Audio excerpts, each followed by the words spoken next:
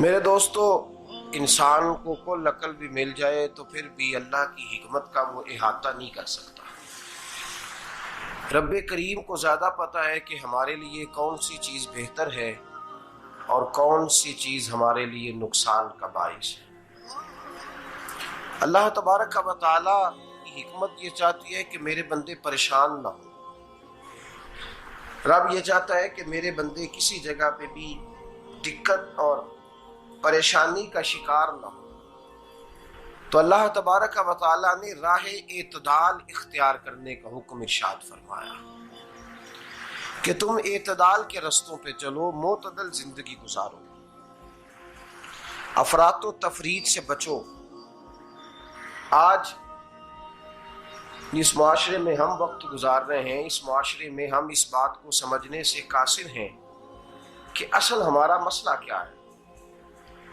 हमारा असल जो मसला है उसकी शनाख्त हमें कैसे होगी और हम फिर उस तक रसाई किस अंदाज में हासिल कर पाए। हम हमेशा अपनी आमदन बढ़ाने के चक्कर में रहते हैं। एक काम और शुरू कर लें, पार्ट टाइम जॉब शुरू कर लें, कोई साइड बिजनेस उसका आगाज कर लें। हमारी जो दौड़ लगी हुई है वो लगी है काम बढ़ाने में, आमदन बढ़ाने में।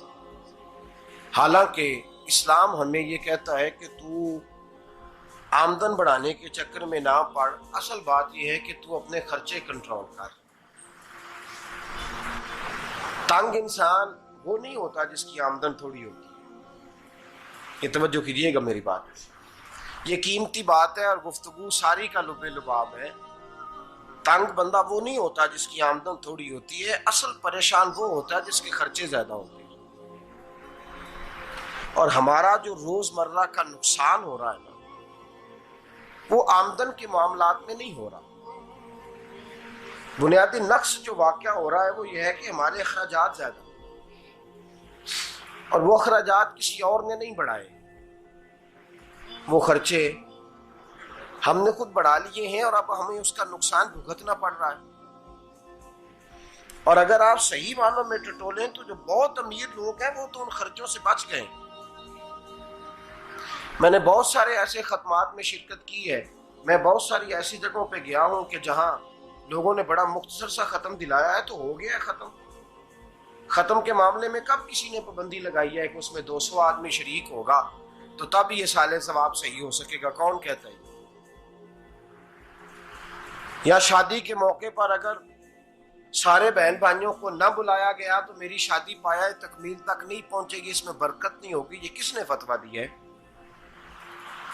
मोतदल जिंदगी का इस्लाम हुक्म देता है। मैं पढ़ रहा था कि एक बहुत बड़ा सदर है, गालबन सूडान के सदर की बात हो रही थी, तो अपने बेटे की बारात लेके गया तो 4 लोग गए हैं बारात, और 15 लोगों का उसने एहतमाम किया अपने घर में खाना खाने का। तो क्या शादी हो गई कि रुक गई? तो भाई राग अलापना इस बात का कि बड़ी परेशानी है, कोई साइड बिजनेस शुरू किया जाए फलान जगह फलान जगह फलान जगह। तो असल मामला ये है कि पहले एक बंदा कमाता है तो फिर भी घर ही चलता है, फिर बड़ा बेटा साथ शामिल होता है तो फिर भी घर ही चलता है, फिर मंझला बेटा शामिल होता है तो फिर भी घर ही चलता है। जो रोना दादाजी रोया करते थे कि बड़ी मुसीबत है, बड़ी मुश्किल है, गाँव में रह अकेले होते थे और वो 5 बच्चों को और 4 बच्चियों को वो पालते थे। तो जो वहां परेशानी थी वही आज परेशानी शहर में आकर पढ़ लिख कर मोटी तनख्वाह लेकर वही परेशानी हमें है।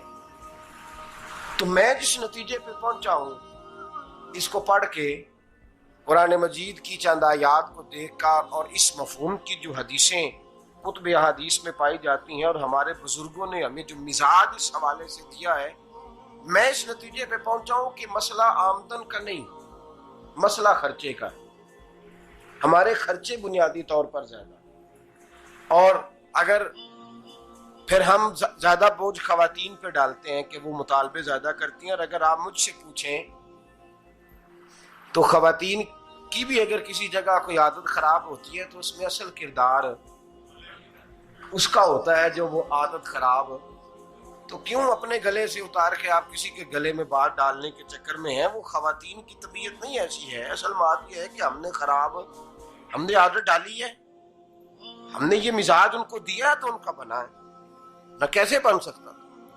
तो एतदाल जब तक जिंदगी में नहीं होता, पानी प्यास बुझाता है, लेकिन एक गिलास ही हो तो प्यास बुझाता है। बाल्टी को मुंह को लगाएगा तो कपड़े भिगो देगा उसके।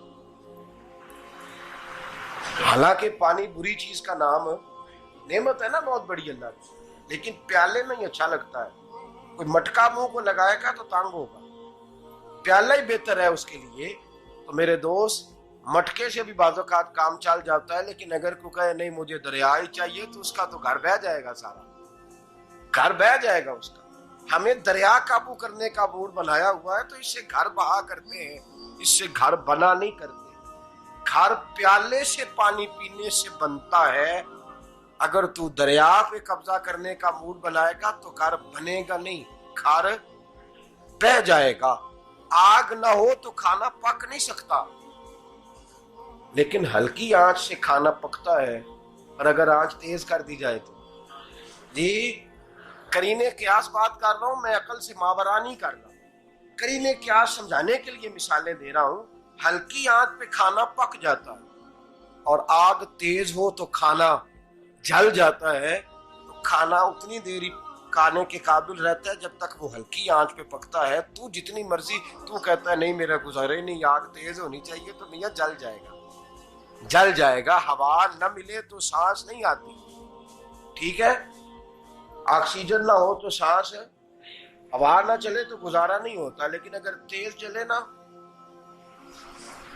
अगर तेज चले तो आंधी और तूफान बन जाए तो छतें गिरा देती है, जाने ले लेती है। हम हैं तूफान के चक्कर में, हम हैं दरिया के चक्कर में, हम हैं बड़े लाओ के चक्कर में। तो मियां हल्की आंच ही अच्छी है, याद रख। और एक गिलास पानी का एतदाल से मिलता रहे तो वही मिलता रहे, जरूरत के वक्त वही बेहतर है। तू पूरे दरिया पे कब्जा करने का प्रोग्राम ना बना, तंग हो जाएगा। और मेरे अजीज याद रख, हवा सांस लेने के मुताबिक मिले तो वो ये अच्छी है, जो सांस बंद करने पे आ जाए वो हवा अच्छी। हमने चक्कर चला लिया है कि ज्यादा पैसा, रातों रात पैसा, लंबा पैसा, ये प्लाट भी मेरा, वो प्लाट भी मेरा, गुजरांवाला भी, गुजरात भी, लाला मूसा खाड़ी और पिंडी तक जहां मैं जाऊं मेरे नाम की तख्तियां लगी हुई होनी चाहिए। इस्लाम